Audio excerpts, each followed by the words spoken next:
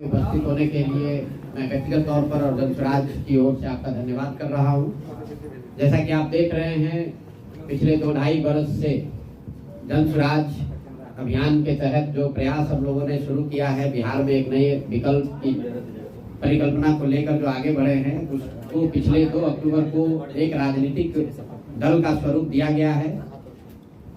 ये बताया गया था कि दल बनाकर या दल बनाने से पहले पूरे बिहार में मैं पदयात्रा करूंगा। दुर्भाग्यवश अभी 2 वर्ष पैदल चलने के बाद भी मैं अभी सीमांचल नहीं पहुंच पाया हूं, लेकिन इससे पहले मैं कटिहार एक बार आया था, आज दूसरी बार कटिहार आ रहा हूं। तो सबसे पहले मैं चाहूंगा कि जो यहाँ पर हमारे साथी हैं, जो दलगत स्वरूप का हिस्सा है, एक बार उनका परिचय करा दें। सत्यनारायण शर्मा जी, अगर आप एक बार सबका एक सिरे से परिचय करा दें, उसके बाद हम लोग प्रेस की प्रक्रिया को शुरू करेंगे। सर के बगल में बैठे हुए हैं कटिहार के पूर्व जिला पदाधिकारी, पूर्व अनुमंडल पदाधिकारी श्री ललन जी साहब। उनके बगल में है 3 बार के मुखिया, वर्तमान कटिहार जिला जनस्वराज पार्टी के जिलाध्यक्ष मंसूर साहब। तो बगल में है कटिहार के जाने माने चिकित्सक डॉक्टर गाजी साहब, जो पिछले 2 वर्षों से जनस्वराज की एक स्तंभ बने हुए हैं कटिहार में। उनके बगल में है प्रभाकर कुमार प्रभार, जो कि अपने जनस्वराज पार्टी के युवा नेता हैं, बहुत सक्रिय भी रहते हैं। इधर हम लोग के बगल में है डॉक्टर गौतम साहब, जो कि लंदन से आके कटिहार की जनस्वराज की सेवा करने के लिए बिहार आए हैं और कटिहार में काफी सक्रिय भी है। तो बगल में है श्री सीमा पुर्वे जी, जो प्रदेश महिला जनस्वराज की महासचिव भी हैं और काफी सक्रिय रहती हैं। उधर हमारे युवा नेता हर्ष अग्रवाल जी हैं, जो बहुत कम दिन पहले ही पार्टी की कमान संभाले थे और आज उनका कार्य करने का तरीका और दमखम भी नजर आया कि बहुत अच्छा कार्य उन्होंने किया है, देखने में बहुत अच्छा लगा। तो सभी साथियों का मंच पर स्वागत है। आपका परिचय इसलिए भी कराया हम लोगों ने कि आप सभी साथियों में से पत्रकार बंधुओं को अगर कोई सवाल इनसे भी पूछना हो तो आप इनसे ही सवाल पूछे। सारे सवालों का जवाब मेरे पास हो ये जरूरी नहीं है। बहुत सारी ऐसी बात है जो ये लोग हमसे बेहतर उसका जवाब दे सकते हैं। तो प्रेस की प्रक्रिया को शुरू करने से पहले मैं आपको जनस्वराज के उद्देश्य को फिर से एक बार दोहरा देता हूं। इस दल को बनाने के पीछे जो मंशा है, जो उद्देश्य है, वो ये है कि पिछले 30-35 साल से बिहार में राजनीतिक विकल्प न होने की वजह से जो लालू जी के डर से भाजपा को और भाजपा के डर से लालू जी को वोट देने की परंपरा चली आ रही है, उस राजनीतिक बंधुआ मजदूरी से लोगों को निकालने के लिए बिहार में भी शिक्षा, पलायन, विकास की राजनीति की शुरुआत करने के लिए लोगों के सामने एक बेहतर और ईमानदार विकल्प देने के नियत से जो प्रयास 2-2.5 वर्ष पहले शुरू किया गया, अब उसका दलगत स्वरूप है। पूरे राज्य में उस दल का संगठन है और हम लोगों ने घोषणा की है कि आने वाले विधानसभा चुनाव में पूरे के पूरे 243 सीटों पर जनस्वराज अपने दम पर अपने साथियों के साथ मिलकर चुनाव लड़ेगा। जनता के सामने एक ईमानदार और सशक्त विकल्प रखेगा, ताकि लोग मजबूरी में जानते समझते हुए भी गलत व्यक्ति को वोट देने की जो उनकी परंपरा रही है उससे बाहर निकल सके और बिहार में भी शिक्षा और रोजगार की बात हो, एक नया राजनीति की शुरुआत हो। इस नियत से इस चीज को शुरू किया गया है और उसी के तहत मैं आज यहाँ कटिहार में आया हूँ। बनिहारी में एक मेरी सभा है। कल हम लोग पूर्णिया और अररिया में थे। बनमनखी में मेरी एक सभा थी, अररिया में इफ्तार था और उसके बाद पूर्णिया शहर में प्रबुद्ध लोगों के साथ एक बैठक थी। आज मैं यहाँ अभी प्रेस करूंगा और इसके बाद हम लोग बनिहारी में एक जनसभा करेंगे और आने वाले कुछ समय में मैं अपना लंबा समय, कम से कम 2 हफ्ते या 1 महीना सीमांचल के 4-5 जिलों में जनस्वराज को मजबूत करने के लिए अपना पूरा समय लगाऊंगा। उसी की प्रक्रिया, उसी की तैयारी के तहत मैं यहाँ पर आया हूँ। अब आपके जो सवाल हैं उन सवालों का स्वागत है। बहुत बहुत धन्यवाद। देश के महत्वपूर्ण रणनीतिकार माने जाते हैं आप, आपकी प्रसिद्धि रही है। कई राजनीतिक पार्टियों को आपने जिताने का काम किया, सरकार बनाने का काम किया। अब जबकि जनस्वराज बिहार विधानसभा 2025 में दमखम के साथ मैदान में है, अगर आपकी पार्टी को बहुमत मिलता है तो आप यूपीए गठबंधन में जाएंगे या एनडीए गठबंधन में जाएंगे? भाई, जब हमको बहुमत मिलेगा तो हम किसी गठबंधन में क्यों जाएंगे? शायद आप ये पूछना चाह रहे हैं कि अगर बहुमत नहीं मिला तो कहाँ जाएंगे? तो बहुमत नहीं मिला तो हम लोग विपक्ष में बैठेंगे। हम लोग सवाल ही नहीं है, न चुनाव से पहले, न चुनाव के बाद, न 2025 में, न 2029 में जब तक इस दल के कर्ता धर्ता के तौर पर मेरी भूमिका है, तब तक किसी भी तरह का कोई गठजोड़, कोई गठबंधन नहीं हो सकता है। जिस ईमानदारी और शुद्धता की बात कहकर इस प्रयास को हमने शुरू किया है, उस प्रयास के ईमानदारी और शुद्धता में कभी कोई कॉम्प्रोमाइज हो नहीं सकता है। और ये बात आप समझिए कि जन स्वराज बनाकर राजनीति करने की जो हम लोग की मंशा है, इसका उद्देश्य एमएलए बनना नहीं है। हम लोग जितने लोग यहाँ जुड़े हुए हैं जन स्वराज में, बहुत सारे लोग वो सिर्फ इसलिए नहीं जुड़े हैं कि जन स्वराज में आ जाएं और एमएलए बन जाएं, मंत्री बन जाएं। इसमें बहुतेरे लोग ऐसे हैं जिन्होंने जीवन में बहुत कुछ हासिल किया है। जो मंत्री और विधायक हासिल कर सकते हैं, उससे बहुत ज्यादा जीवन में हासिल भगवान की दया से किया हुआ है। हम लोग आकर वापस इसलिए यहाँ ये शुरू किए हैं कि बिहार में एक नई राजनीतिक व्यवस्था को बनाया जाए। बिहार की मिट्टी का कर्ज है, उसको अदा किया जाए। मंत्री और विधायक बनना हमारा उद्देश्य नहीं है। बिहार में व्यवस्था परिवर्तन हो, बिहार भी अन्य राज्यों की तरह विकास के रास्ते पर चले। अगर उस उद्देश्य से राजनीति शुरू किए हैं तो ये हमारे लिए महत्व का विषय नहीं है कि कितना सीट जीत कर आएंगे। जरूर अपनी ओर से सारा प्रयास, सारी ताकत लगाई जाएगी। जनता को अगर बात समझ में आए, जनता ने आशीर्वाद दिया, तो जो जन स्वराज की परिकल्पना है उसके आधार पर नई व्यवस्था का निर्माण होते आप देखेंगे बिहार में। लेकिन अगर किसी वजह से सफलता न भी मिले तो भी चाहे 5 वर्ष लगे, 10 वर्ष लगे, जन स्वराज में हम लोग पीछे हटने वाले नहीं हैं। किसी तरह का वैचारिक या व्यवहारिक, मैं फिर से दोहरा देता हूं, ना वैचारिक ना व्यवहारिक, किसी तरह का कोई डाइल्यूशन, कोई गठबंधन नहीं होगा। शुद्धता और ईमानदारी इसकी मूलधन हम लोग का वही है और उसको हम लोग खोकर आगे राजनीति नहीं करना चाहते हैं। इसलिए जन स्वराज अपने दम पर ही चुनाव लड़ेगा, अपने विचार, अपने प्रयास के आधार पर चुनाव लड़ेगा। और हम लोग को विश्वास है कि बिहार की जनता जो 30-35 साल से विकल्प ढूंढ रही थी, उसको जन स्वराज में वो नया विकल्प दिखेगा। सर, नीतीश कुमार ने फिर बोला है कि आप पलटी नहीं मारेंगे और अमित शाह भी आ रहे हैं आज, तो क्या कहना चाहेंगे इस पे आप? तो नीतीश कुमार पलटी नहीं मारेंगे, ये कोई नया बयान तो है नहीं। तो हर 6 महीना पर ये बयान देते हैं और फिर पलट जाते हैं, फिर कहते हैं कि नहीं पलटेंगे। नीतीश कुमार पलटी मार है, ये खबर नहीं है। खबर ये है या विचार योग्य बात ये है कि क्या नीतीश कुमार अकेले पलटी मार हैं कि राजद और भाजपा वाले भी बिहार में पलटी मार हैं? नीतीश कुमार पलटी इसलिए मार पा रहे हैं क्योंकि दूसरे दल भी उनके साथ पलटी मारने को तैयार है।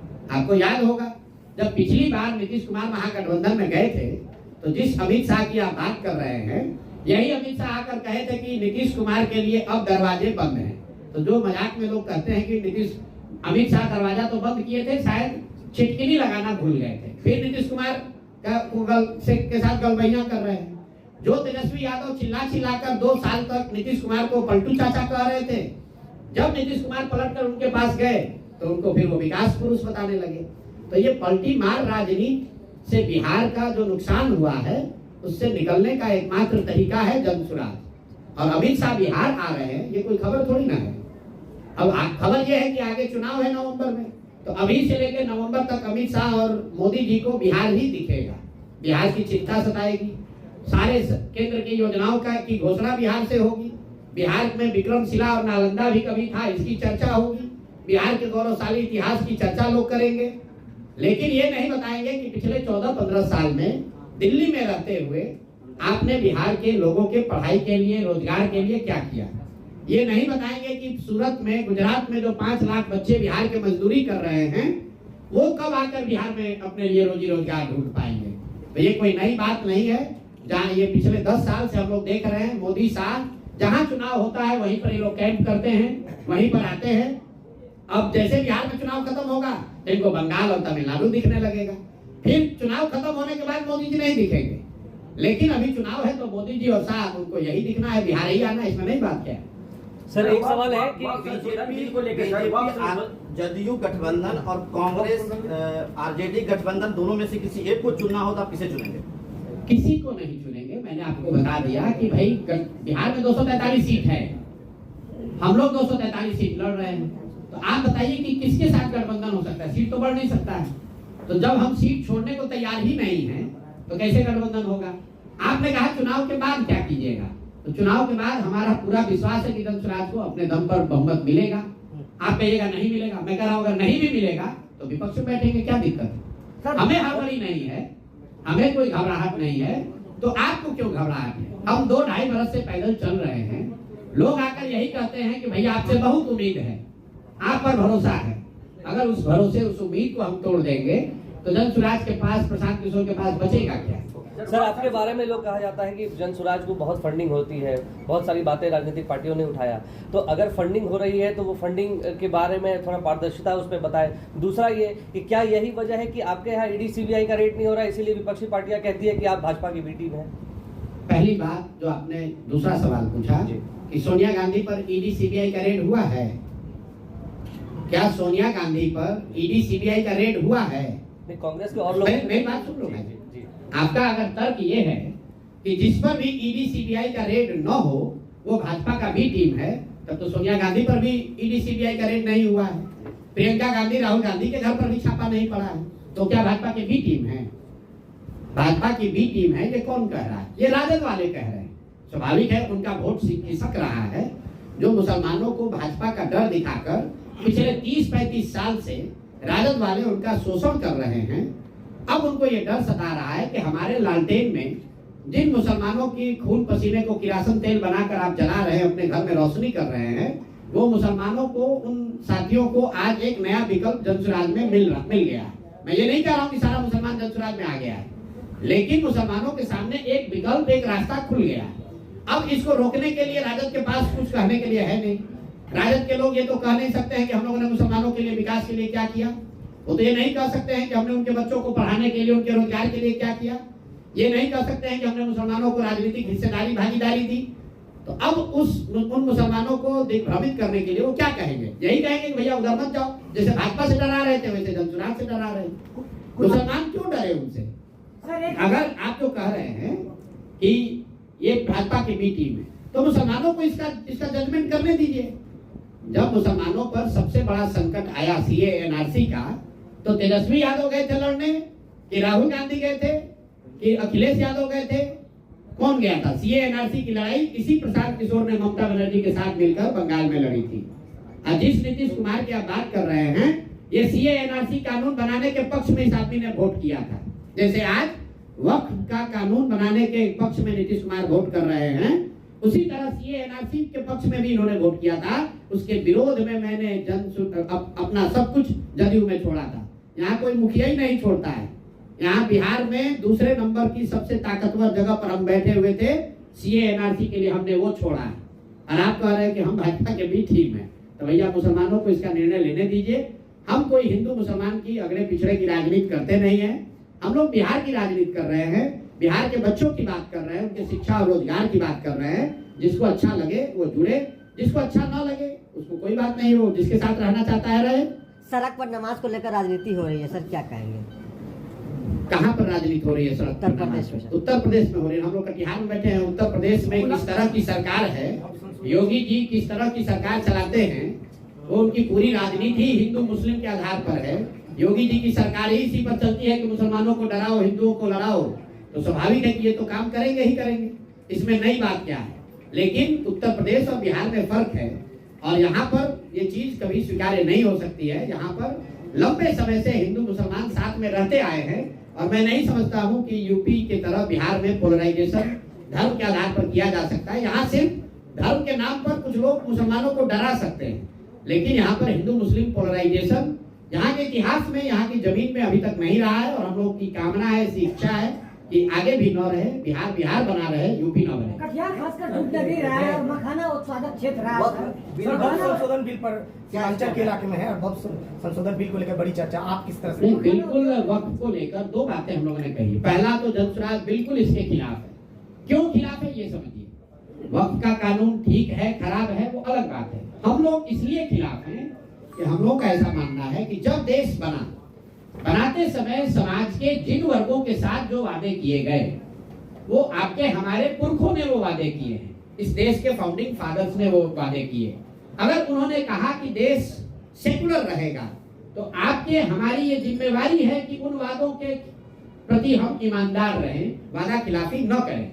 अगर संविधान में जो बात कही गई है उसमें कोई परिवर्तन आप लाना चाहते हैं, तो जिस वर्ग को वो परिवर्तन प्रभावित करेगा, उस वर्ग को जब तक आप कॉन्फिडेंस में नहीं लेंगे, तब तक वो मान्य नहीं होगा। आप मुसलमानों की बात छोड़िए, किसानों के लिए मोदी जी ने एक कानून बनाया, किसान उससे सहमत नहीं हुए तो क्या